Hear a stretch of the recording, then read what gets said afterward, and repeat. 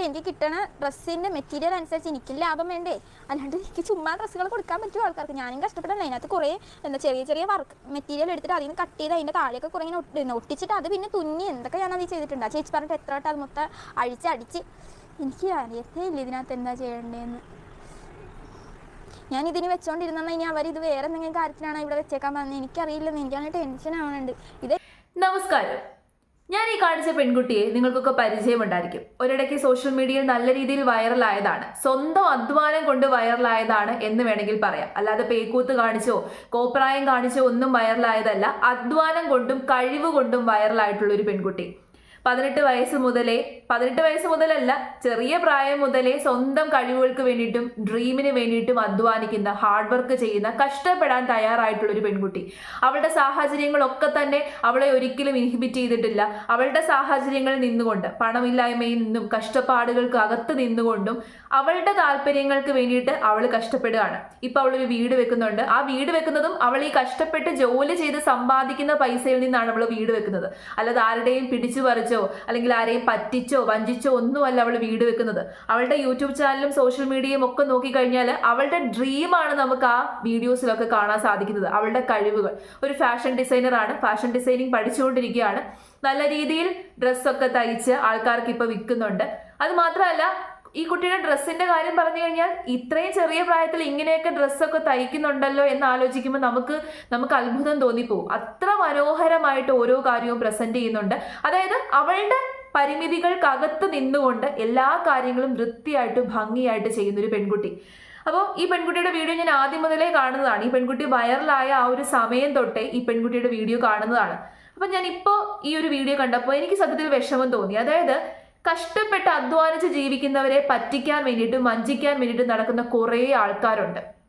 പറ്റിക്കുന്നവരെ പറ്റിച്ച് ജീവിച്ചോളൂ, പക്ഷേ അധ്വാനിച്ച് ജീവിക്കുന്നവരെ ഒരു കാരണവശാലും പറ്റിക്കാതെ ഇരിക്കുക. കാരണം അവരുടെ ജീവിതത്തിന് വേണ്ടിയിട്ട് ആരെയും പറ്റിക്കാതെ, ആരുടെ മുമ്പിലും പോയി കോപ്രായം കാണിക്കാതെ അവർ കഷ്ടപ്പെട്ടാണ് ജീവിക്കുന്നത്. ഒരു ഡ്രസ്സ് സ്റ്റിച്ച് ചെയ്തെടുക്കുക എന്ന് പറഞ്ഞു കഴിഞ്ഞാൽ അതിനകത്ത് എന്തുമാത്രം അധ്വാനം വേണം. സ്വന്തം ശരീരത്തെ പോലും മറന്നാണ് ഈ ചെറിയ പ്രായത്തിൽ ആ പെൺകുട്ടി ജോലി ചെയ്യുന്നത്. അപ്പോൾ അതിനോടൊരു ബഹുമാനം കാണിക്കുക. അപ്പോൾ ഈ ഒരു വീഡിയോയിൽ ഈ പെൺകുട്ടി വളരെയധികം പേടിച്ച് ടെൻഷൻ അടിച്ചിട്ടാണ് ഈ ഒരു വീഡിയോ ചെയ്യുന്നത്. അപ്പോൾ എനിക്ക് തോന്നി ഈ വീഡിയോയ്ക്ക് റിയാക്ഷൻ ചെയ്യണമെന്ന്. അപ്പോൾ എന്താ സംഭവം എന്ന് ചോദിച്ചു കഴിഞ്ഞാൽ നമുക്ക് ആ വീഡിയോയുടെ കുറച്ച് ഭാഗങ്ങൾ കാണാം, അതിനുശേഷം ബാക്കി കാര്യങ്ങൾ സംസാരിക്കാം. ഇന്ന് എനിക്ക് ഒരു കസ്റ്റമറിൽ നിന്നുണ്ടായ ഒരു കാര്യം പറയാൻ വേണ്ടിയിട്ടാണ് ഞാൻ വന്നിട്ടുള്ളത്. എനിക്ക് ഇതിനകത്ത് എന്താ ചെയ്യണമെന്ന് എനിക്ക് ഇപ്പോഴും അറിയത്തില്ല. അതാണ് ഞാനിപ്പോൾ ഈ ഒരു വീഡിയോ എടുക്കുന്നത്. എനിക്ക് 2-3 മാസം മുമ്പ് എനിക്കൊരു ഓർഡർ വന്നിട്ടുണ്ടായി, ഒരു വൈറ്റ് ഗൗണിൻ്റെ.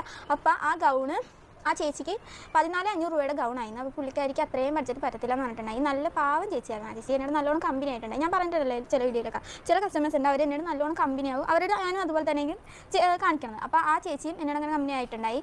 ഞാൻ ആ ചേച്ചിക്ക് അതൊരു 14,500 രൂപയുടെ ഗൗൺ 12,500 രൂപയ്ക്ക് ഞാൻ തരാമെന്ന് പറഞ്ഞിട്ടുണ്ടായി. എന്നിട്ട് എല്ലാം സെറ്റായി അഡ്വാൻസ് ഒക്കെ തന്ന് ഡ്രസ്സിന് മെഷർമെൻ്റ് ഒക്കെ അവരയച്ച് സ്റ്റിച്ച് ചെയ്യാൻ തുടങ്ങി. സ്റ്റിച്ച് ചെയ്ത് ഫുൾ കഴിഞ്ഞപ്പോൾ അത് ആരെങ്കിലും ഇട്ട് കാണിക്കുമെന്ന് ചോദിച്ചിട്ടുണ്ടായി. അപ്പോൾ എൻ്റെ അനിയത്തിനെ ഇട്ട് കാണിച്ചും കൊടുത്തായിരുന്നു. അപ്പോൾ ആ ചേച്ചിക്ക് അങ്ങനെ നെക്ക് അങ്ങനെ വേണ്ടാന്ന് പറഞ്ഞിട്ടുണ്ടായി. ഫസ്റ്റത്തെ ഞാൻ കാണിച്ചു തരാം.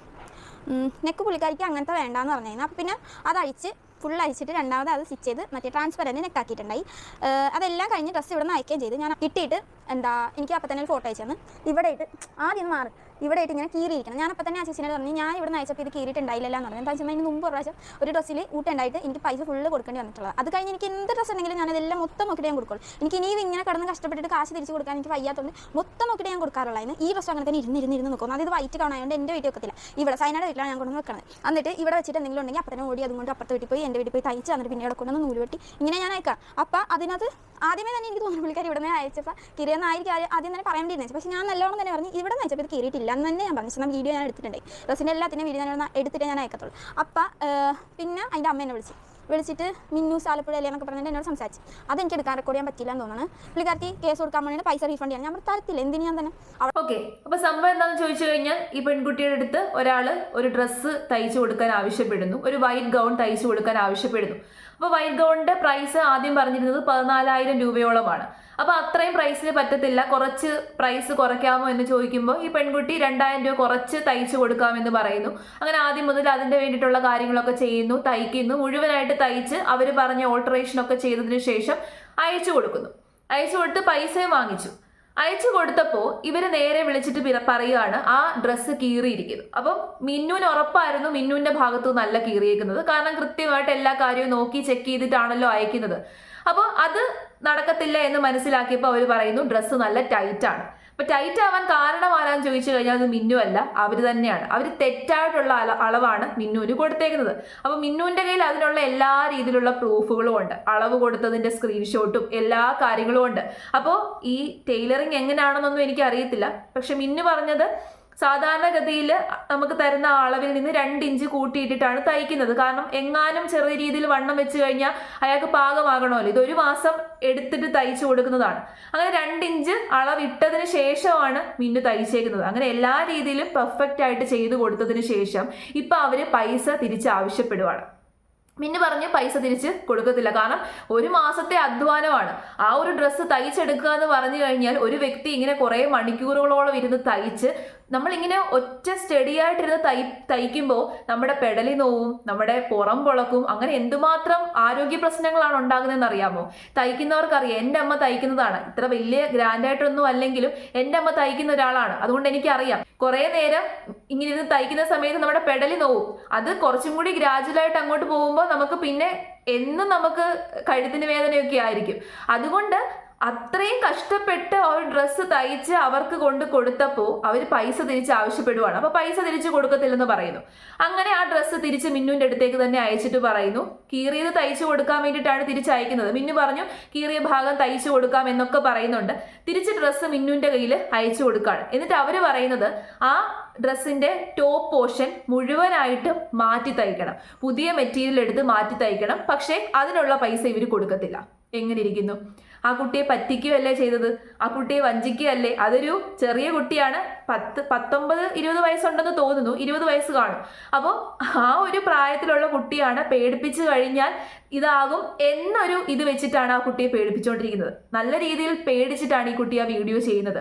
അപ്പോൾ ഇവരെ വിളിക്കുന്നൊരു വോയിസ് റെക്കോർഡ് ഉണ്ട്. ആ വോയിസ് റെക്കോർഡ് ഞാനൊന്ന് കേൾപ്പിച്ചു തരാം.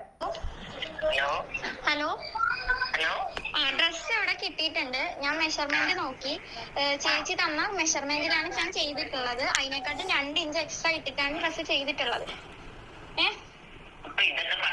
ചേച്ചി അതൊക്കെ പറഞ്ഞിട്ട് വല്ല കാര്യം ഉണ്ടാന്ന് വെച്ചാൽ ഇത് എന്റെ കയ്യിലെ കുഴപ്പം കൊണ്ടാണ് ഡ്രസ്സ് അങ്ങനെ ആയത്. നിങ്ങൾ തന്ന മെഷർമെന്റിന്റെ കാരണം കൊണ്ടല്ലേ അങ്ങനെ ആയിട്ടുള്ളത്. അപ്പൊ പിന്നെ എക്സ്ട്രാ തുണി എടുത്ത് ഞാൻ ചെയ്യണമെന്ന് പറയാൻ എന്തുകൊണ്ടാണ്? രാവിലെ ഞാൻ പറഞ്ഞു നമ്മളിപ്പോ 10-12,000 രൂപ ചേച്ചി അതല്ലേ പറഞ്ഞത്. 2 ഇഞ്ച് തയ്യൽ തുമ്പ് എക്സ്ട്രാ ഇട്ടിട്ടുണ്ട്. എല്ലാരും 1.5 ഇഞ്ച് ആയിരുന്നത്. ഞാൻ പറഞ്ഞില്ലേ 10-12,000 രൂപ തുണി വാങ്ങിക്കുമ്പോൾ അതിന് പൊളിച്ചിടാനുള്ള സ്ഥലം വേണം. നേരിട്ട് പൊളിച്ച് വേണം തയ്ക്കാൻ. നമുക്ക് വണ്ണം കുറവാണെങ്കിൽ വണ്ണം കൂട്ടിയിടണം. മനസ്സിലായ? ഇപ്പൊ വണ്ണം കുറവാണ്.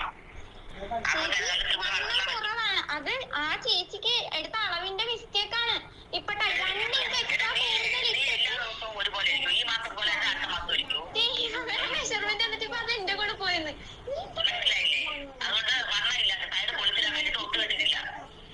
വണ്ണം വേണം. ആ കീറിയത് കണ്ടാ കീറിയത് ഞാൻ അതെല്ലാം ഞാൻ ശരിക്കും കീറിയതൊക്കെ ഞാൻ ശരിയാക്കി തരാം. പക്ഷെ വേറെ തുണി എടുത്ത് രണ്ടാമത് ചെയ്യലെന്ന് പറഞ്ഞാൽ എനിക്ക് എന്തൊരു നഷ്ടം ഉണ്ടാവുന്ന അറിയാം. ഒരു ഡ്രസ്സ് തന്നെ അത് അഴിച്ച് കണ്ടോ അവരുടെ ന്യായീകരണങ്ങൾ നിങ്ങൾ കേട്ടോ?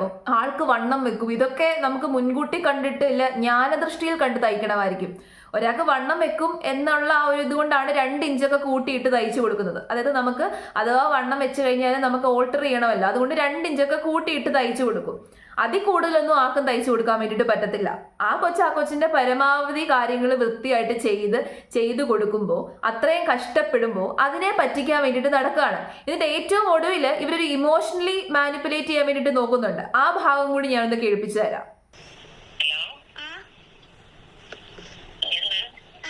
ചേച്ചി പൈസ എനിക്ക് തന്നത് കൊണ്ട് ഞാൻ എന്തായാലും ഡ്രസ്സ് ഞാൻ അയക്കും. എനിക്ക് അതിൽ ചെയ്യാവുന്നതെല്ലാം ഞാൻ ചെയ്തിട്ട് ഞാൻ ആ ഡ്രസ്സ് ഞാൻ അയക്കും.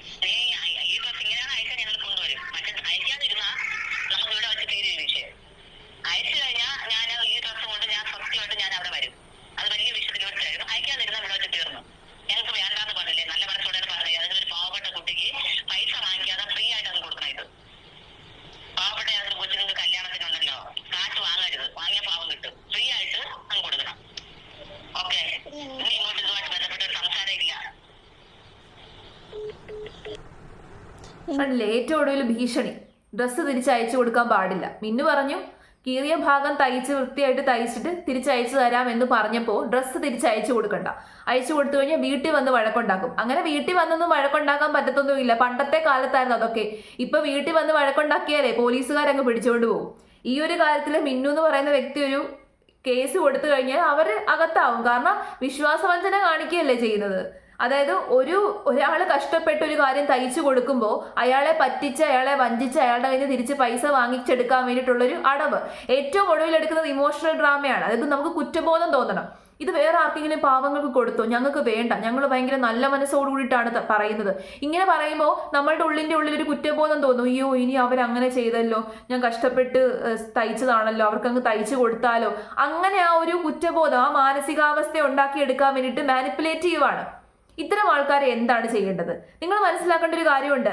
സ്വന്തമായിട്ട് വഴിവെട്ടി വന്ന ഒരു പെൺകുട്ടി, അവൾ അവളുടെ സ്വപ്നങ്ങൾക്ക് വേണ്ടിയിട്ടും ഡ്രീംസിന് വേണ്ടിയിട്ടും ആഗ്രഹങ്ങൾക്ക് വേണ്ടിയിട്ടും ഒക്കെ പരിശ്രമിക്കുകയാണ്, ഹാർഡ് വർക്ക് ചെയ്യുകയാണ്. എല്ലാ ദിവസവും കഷ്ടപ്പെട്ടിരുന്ന് തയ്ച്ച് അതിന് വേണ്ടിയിട്ടുള്ള മെറ്റീരിയൽസ് പോയി തപ്പിയെടുത്ത് ആ മെറ്റീരിയൽസ് വാങ്ങിച്ചുകൊണ്ട് വന്ന് അങ്ങനെ അവളുടെ പാഷന് വേണ്ടിയിട്ട് 100% എഫോർട്ട് ഇടുന്ന ഒരു പെൺകുട്ടിയുടെ അടുത്ത് വേണോ നിങ്ങൾക്ക് ഈ പറ്റിയിലൊക്കെ? എന്തിനാ വെറുതെ? നമ്മൾക്ക് ഒരാളെ സപ്പോർട്ട് ചെയ്യാൻ പറ്റിയില്ലെങ്കിൽ അയാളെ അടിച്ച് താഴെ ഇടാൻ വേണ്ടിയിട്ട് നോക്കാതെ ഇരിക്കുക. ഇവിടെ എനിക്ക് മിന്നിനോട് പറയാനുള്ളത്, ഇത്തരം സന്ദർഭങ്ങൾ ഇനി ഒരുപാട് ധാരാളം നമ്മുടെ ജീവിതത്തിലേക്ക് വരും. വലിയ ഡ്രീംസ് ഉള്ള പെൺകുട്ടിയാണല്ലോ, വലിയ ഫാഷൻ ഡിസൈനർ ആകണം, വലിയ രീതിയിൽ അറിയപ്പെടണം എന്നൊക്കെ ആഗ്രഹമുള്ള പെൺകുട്ടിയാണ്. ഈ ഒരു വീഡിയോയിൽ മീനു നല്ല രീതിയിൽ പേടിച്ചിട്ടുണ്ട്. അങ്ങനെ പേടിക്കാതിരിക്കാം. നമ്മൾ പേടിക്കുന്നു എന്ന് കാണുമ്പോഴാണ് ആൾക്കാർ കൂടുതലായിട്ടും നമ്മളെ തകർക്കാൻ വേണ്ടിയിട്ട് നോക്കുന്നത്. നമ്മൾ പേടിക്കാതിരിക്കുക. അഥവാ പേടി ഉള്ളിൻ്റെ ഉള്ളിലുണ്ടെങ്കിലും ആ പേടി പുറത്ത് കാണിക്കാതിരിക്കുക. ഇവിടെ പേടിക്കേണ്ട ഒരു കാര്യമില്ല. തൻ്റെ ഭാഗത്താണ് ന്യായമെന്നുണ്ടെങ്കിൽ, തൻ്റെ കയ്യിൽ എല്ലാത്തിനുമുള്ള തെളിവുകൾ ഉണ്ട് എന്നുണ്ടെങ്കിൽ ഒരു കാരണവശാലും പേടിക്കാതെ ഇരിക്കുക. ഇനി ഇതുപോലെയുള്ള ഓർഡേഴ്സിൻ്റെ ഒക്കെ തെളിവുകൾ എടുത്ത് കയ്യിൽ ശേഖരിച്ചു വെക്കുക. കാരണം ഇത്തരത്തിൽ നമ്മളെ പറ്റിക്കാൻ വേണ്ടിയിട്ട് ഒരുപാട് ആൾക്കാർ ഈ ലോകത്തുണ്ട്. എങ്ങനെയെങ്കിലും പറ്റിച്ച് വഞ്ചിച്ച് ജീവിക്കണം എന്ന് മാത്രമാണ് അവരുടെയൊക്കെ ആഗ്രഹം. അവരൊക്കെ പറ്റിക്കുന്നവരുടെ അടുത്ത് ചെല്ലത്തില്ല. നമ്മളെപ്പോലെ ഹാർഡ് വർക്ക് ചെയ്ത് ജീവിക്കുന്നവരുടെ അടുത്ത് മാത്രമേ ഇത്തരം ആൾക്കാർ പറ്റിക്കാൻ വേണ്ടിയിട്ട് വരത്തുള്ളൂ. അപ്പോൾ അത്തരം ആൾക്കാരെ സൂക്ഷിക്കുക. ആരെയും കണ്ണുവടച്ച് വിശ്വസിക്കാതിരിക്കുക. നമ്മൾ ആദ്യം വിളിക്കുമ്പോൾ നമ്മളോട് നല്ല രീതിയിലായിരിക്കും അവർ സംസാരിക്കുന്നത്. പക്ഷേ അവരുടെ സ്വഭാവം മാറാൻ കുറച്ച് നിമിഷങ്ങൾ മാത്രം മതി. അപ്പോൾ വിളിക്കുന്ന കാര്യങ്ങളൊക്കെ ഇതുപോലെ എടുത്ത് റെക്കോർഡ് ചെയ്ത് വെക്കുക. ഒരു കാരണവശാലും പേടിക്കേണ്ട കാര്യമില്ല. നമ്മുടെ ഭാഗത്ത് ന്യായം ഉണ്ടെന്നുണ്ടെങ്കിൽ ഉറപ്പായിട്ടും സ്ട്രോങ് ആയിട്ട് നിൽക്കുക. ഓക്കെ, താങ്കളുടെ അധ്വാനത്തിന് എത്രയാണോ പ്രൈസ്, താങ്കൾക്ക് എന്താണോ തോന്നുന്നത് ആ പ്രൈസ് ഇടുക. ഒരു കാരണവശാലും കുറയ്ക്കേണ്ട കാര്യമില്ല. കഷ്ടപ്പെട്ട് അധ്വാനിച്ച് ചെയ്യുന്നതാണ്. അത്രയും മണിക്കൂറുകൾ എടുത്ത് അത് സ്റ്റിച്ച് ചെയ്യുമ്പോൾ താങ്കളുടെ അധ്വാനത്തിന് താങ്കൾക്ക് എത്രയാണോ വില വേണ്ടത് ആ വില വാങ്ങിച്ചോളുക. പ്രൈസ് കൂടുതലാണെന്നൊക്കെ പറയാൻ ഒരുപാട് ആൾക്കാർ വരും. അതൊന്നും കാര്യമാക്കണ്ട. അവർക്ക് അറിയത്തില്ല എത്ര നേരമെടുത്ത് എത്ര കഷ്ടപ്പെട്ടിട്ടാണ് ഇത് തയ്ക്കുന്നതെന്നോ ഒന്നും അവർക്ക് അറിയത്തില്ല. അപ്പോൾ താങ്കളുടെ വില എന്താണ് എന്ന് നിർണ്ണയിക്കാനുള്ള അവകാശം താങ്കൾക്കുണ്ട്. അത്രയും വില ആ ഡ്രസ്സിന് വാങ്ങിക്കുക.